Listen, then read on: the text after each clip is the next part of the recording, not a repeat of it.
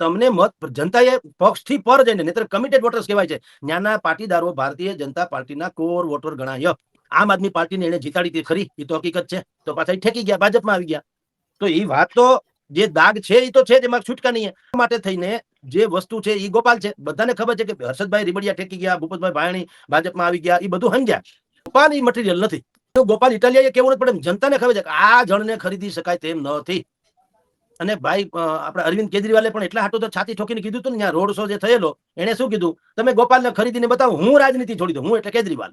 બોલો, એટલે એટલી ગેરંટી છે અમુક વસ્તુની જે છે ને, કે એ અસ્તુ ન રહે, એ ખ્યાલ આવી જ જાય. તારો કે જો તમે ચંદ્ર છુપે નહીં, સૂર્ય છુપે નહીં, બાદલ છાયો, ચંચલ નારી કો નૈન છુપે નહીં, પ્રીત છુપે નહીં, પીઠ દિખાયો, રણે ચડ્યો રજપૂત છુપે નહીં, દાતા છુપે નહીં, ઘર માંગન આયો, કવિ ગંગ કહે સુનો ભાઈ સાધુ, ભેક છુપે નહીં, ભભૂત લગાયો. કેટલીક વસ્તુ છે ને એ છુપે નહીં, એ ખ્યાલ આવી જાય. આપણા હાટુ તને કોઈ ગેરંટીમાં મારે ગોપાલ ઇટાલિયા વેચાઈ જાય એમ કે તો ત્રીજો પક્ષ છે ને કે ના ના કોઈ દી બને નહીં. મહાત્મા ગાંધીના ઓશિકા હેઠેથી દારૂની બાટલી નીકળે તો આ ગુસ્તાખી કોણે કરી તપાસ ઈ થાય. બાપુ અરવાડે કેદી ચડી ગયા એવું કોઈ ન થાય. બધા ગેરંટી હોય અમુક બાબતોની. એમ ગોપાલમાં એક ગેરંટી તો છે, ઈ ખરીદાય નહીં, ઈ વેચાઈ ન જાય, ઈ ફ્રસ્ટ્રેશનમાં આવી ન જાય, કાંઈ એને ફેર ન પડે. લડાયક માણસ છે એ તો છે.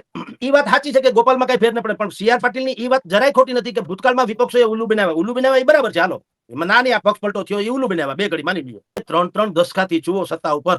કિરીટભાઈને એમ થાય કે હું પેરિસ જેવા રોડ બનાવી દઉં, તો 3 દશકા ક્યાં ગયા હતા?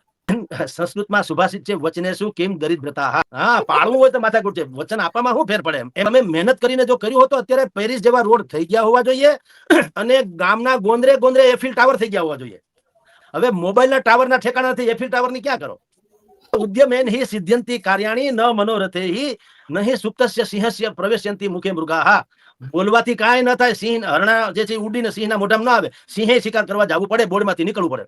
બનાવવા હોય તો તમારે કઈક બતાવવું તો પડે ને. સેમ્પલ બતાવો તો મારા ગોડાઉનમાં આવે, સેમ્પલ જ નથી શું કરો? સેમ કરી નાખી એમાંથી ડકો લેન્ડ ગ્રેબિંગ ના મીંડા કેસ થવા એકબીજાની સામે. અને આ 100-200 કરોડનું તથાકથિત કૌભાંડ છે. એટલે સવાલ એ છે કે તમે પેરિસ જેવા રોડ ન બનાવો કે એફિલ ટાવર ન બનાવો તો કાંઈ વાંધો નહીં. તમે અમારું જે છે એ રેવા દો તોય ગીગી છે. એટલે કિરીટભાઈ જે દાવા થોડાક અતિશયોક્તિ બધા કરી દે છે. હમણાં એને સુરતમાં 2 દિવસ પહેલા કીધું કે આપણા ભારતીય જનતા પાર્ટીનો ઘણા વર્ષો જૂનો ત્યાં વનવાસથી પૂરો કરો એટલે રામ રાજ્યની સ્થાપના થઈ જાય. આપણને એમ લાગે જાણે આખા ગુજરાતમાં વિસાવદર જ રામ રાજ્ય વગરનું છે, બાકી આખું ગુજરાત રાજ્યમાં રામ રાજ્ય છે. એ તો આપણને ખબર છે, આખા ગુજરાતને ખબર છે. બેન દીકરીઓ સલામત છે. કૌભાંડિયાઓનો કોઈનો વાળ વાંકા થયા? આ કરોડો રૂપિયાના કૌભાંડ થયા. કોઈના ગપલા બોલા ભાઈ બચું ખાબડ 74 કરોડ રૂપિયાના છોકરા ખાઈ ગયા જેલમાં. ને કે ખા વરઘોડા ન નીકળ્યા, કાઢો ને વરઘોડા. નાના માણસો તો ટાટિયા તોડી નાખો છો, કાઢો હાવજ ના વરઘોડા તો ખબર પડે. એટલે 2 કાટલા ને 2 તમારા જે ધારા ધોરણ છે ને વાકાતરા, એ જનતા થોડી મૂર્ખ છે. ઘણા એમ કે છે લોકો એમ કે છે સાહેબ તમે છે ને ગોપાલનું બ્રાન્ડિંગ કરો. એટલે ગોપાલનું નહીં, જે હોય એનું કેવું પડે ને ભલા માણસ. બજારમાં આખું વિસાવદર ઓળખોળ હોય તો હું કઈ રીતે વિરોધ કરી શકું? પત્રકારે તો જે કાનો મેથડીમાં રે કાનો ભાળે. હું કે આપણો પક્ષ છે સત્યનો, આપણો પક્ષ છે પ્રજાનો. જનતા જે છે એ આપણે જે જાણીએ. કાલે ભાઈ કિરીટભાઈ જીતી જાય તો આપણે કરવાય નથી જવાના. સારું, ભગવાન એને સુખી રાખે. અને એની પાસે 18 મહિનાનો કે જે સમયગાળો મળે બનાવે પેરિસ જેવા રોડ. એમાં શું ખોટું છે? કાંઈ ખોટું નથી ભાઈ. ગોપાલ જીતે તો મને કઈ પાવલી આપવા નથી ને કિરીટભાઈ જીતે હું કઈ હારી નથી જવાનો. એ તો એના કર્યા ભોગવે, એ તો લહેર કરે. મૂળ વાત ત્યાંની જનતા શું માને છે એ આપણે રોજે રોજ બ્રીફિંગ કરીએ છીએ, લોકોને પૂછીએ છીએ. આપણી મનગઢત કથા નથી કરતા. ગોપાલ અત્યારે ઉપલા ઉપડતા નથી એનું કારણ એ છે, બધાને ખબર છે, અમારે આંગળી ઊંચી કરે એવો માણસ જોતો નથી. કિરીટભાઈએ એમ કીધું સભામાં કે તમારે આવેદન પત્ર આપે એવો માણસ જોઈએ છે કે કામ કરે એવો. એનો મુદ્દો વ્યાજબી છે, કારણ કે ગોપાલભાઈ ધારો કે જીતી પણ જાય તો વધીને એ આવેદન પત્ર આપી શકે, ગંભીરતાથી વિરોધ કરી શકે, સરકારને આમ અધર શ્વાસ રાખી શકે, એમાં ના નહીં. પણ રોડ રસ્તા નળ ગટર લાઇટ છે, જનતા જેને ચાહે એ જીતે. પણ અત્યારે પેલા જેવો દાવો ભારતીય જનતા પાર્ટી કરી શકે એમ નથી. પણ તમે જે મૂળ ભારતીય જનતા પાર્ટીના પાયાના કાર્યકર છે એને તમે આવા ચૂંટણી ટાણે જેમ કહો કે તમે અમારા પક્ષ ઉપર સમર્પિત થઈ જાઓ, અને જ્યારે ચૂંટણી જીતી જાય પછી એ લોકોને હાસ્યમાં ધકેલી દે તો કોણ સંગઠનમાં કામ કરે? મને કહો. તમે આજની તારીખે જયેશભાઈ જેટલા એક્ટિવ છે એટલા જસુમતીબેન કોરાટ ક્યાંય જોવા મળે છે? કનુભાઈ ભાલાળા ક્યાંય જોવા મળે છે? ભાઈ આપણા જેનું નામ આવતું હતું કે એ પણ કદાચ એમાંના એક હોઈ શકે, ભરતભાઈ ગાજીપરા ક્યાંય જોવા મળે છે? ઇવન તો ભરતભાઈ ભૂપત ભાયાણી કે હર્ષદ રીબડિયા એ પણ તમામ ફંક્શનમાં જોવા મળ્યું છે? નહીં. તો સંગઠન એટલે શું? તો બધા ઉલ્લી CR પાટીલે ધક્કો શું કામ ખાવો પડે? મુખ્યમંત્રી ધક્કો. એટલે એક પેટા ચૂંટણું છે નાનું એવું વિસાવદર, 3 લાખ જણા છે ખાલી. જે 6.5 કરોડની જનતાની ચાહત મેળવીને ગાંધીનગરની ગાદીએ બેઠા હોય એને 3.5 લાખ માણા એટલે કઈ ગણાય? આપણી 10 રૂપિયા ખીચામાંથી પડી જાય તો આપણે આપઘાત ન કરી, 10 રૂપિયા પડી જાય તો પડી ગયા, એમાં કઈ આપઘાત ન કરી જાય. 10 લાખ પડી જાય તો માથા. ગુજરાત તમારું છે ને એક વિસાવદર નાનું છે, એમાં તમારે આટલું બધું ઉતારવું પડે. 4 4 5 5 મંત્રી, તમામ ધારાસભ્યો, તમામ સંસદ સભ્યો, પક્ષના વર્તમાન પ્રમુખ, ભાવિ લોકો, નેતા, આ બધાને તમારે ઉતારવા પડે ને હજારો કરોડની યોજના રાતોરાત જાહેર કરવી પડે ને પાછું ત્યાંથી જ બટન દબાવવા પડે. કોંગ્રેસ અને ભાજપે 40 સ્ટાર પ્રચારો કરે, કોઈ સાંભળવા જ ખુશી. શેના સ્ટાર ને શેના પ્રચારક? તો એ લોકો જીતી ન જાય જો એ સ્ટાર હોય તો. હવે એનું પોતાની બેઠક કોઈ જીતાડી શકતું નથી. જનતાને ઉલ્લુ બનાવવાનું બંધ છે. જ્યારે CR પાટીલ આવે ને ફલાણું આવે, સંગઠન સિવાય ભારતીય જનતા પાર્ટીના ભાથામાં બીજું કાંઈ છે નહીં. સંગઠન 100% મજબૂત છે. અને જેને કમિટેડ વોટર્સ કહેવાય, ફરજિયાત મત આપી જ દે, પછી ગમે હોય. આ તો હજી આક્ષેપ છે, કાલે વારે ન કરે નારાયણને આક્ષેપ પુરવાર બી થઈ જાય તો પણ જે કમિટેડ વોટર્સ હોય છે એને કાંઈ ફેર પડતો, એ કિરીટભાઈને જ મત આપે એમ. તો ભારતીય જનતા પાર્ટીના ભાથામાં કમિટેડ વોટર્સ છે. અને બીજું નાકનો સવાલ છે. સ્વયં CR પાટીલ જો ત્યાં આવી જતા હોય, મુખ્યમંત્રી તો ઠીક 2 વખત આવી ગયા, મુખ્યમંત્રીની બહુ કઈ એટલી બધી અસર થતી નથી.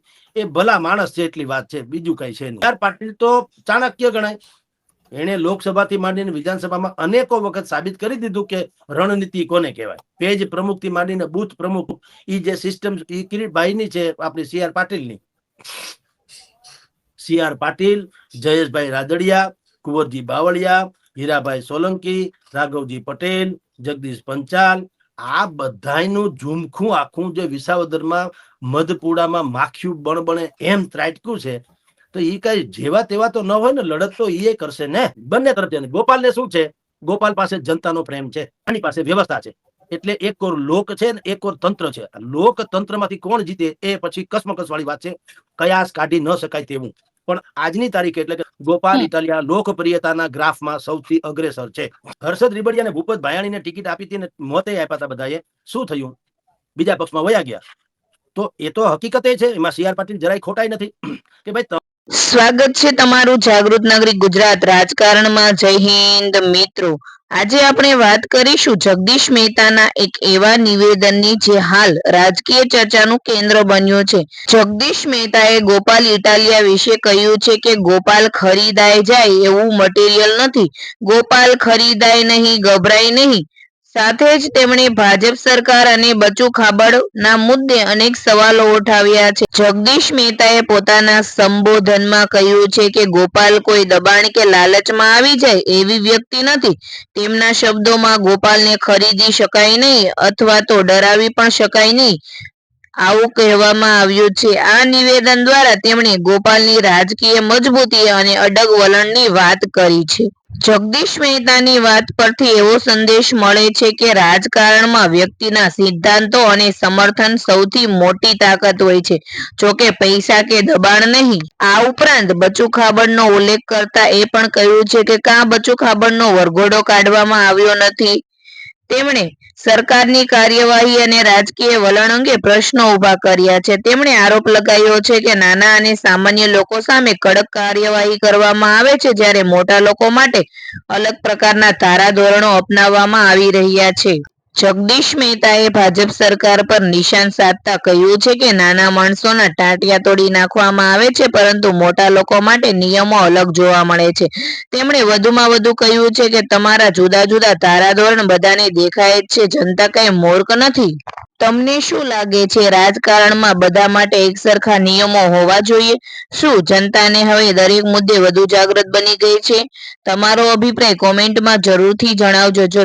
જો તમને આવી રાજકીય અપડેટ્સ ગમતી હોય તો વિડીયો લાઈક કરો, ચેનલને સબસ્ક્રાઇબ કરો અને બેલ આઇકોન દબાવવાનું ભૂલશો નહીં. જય હિન્દ મિત્રો.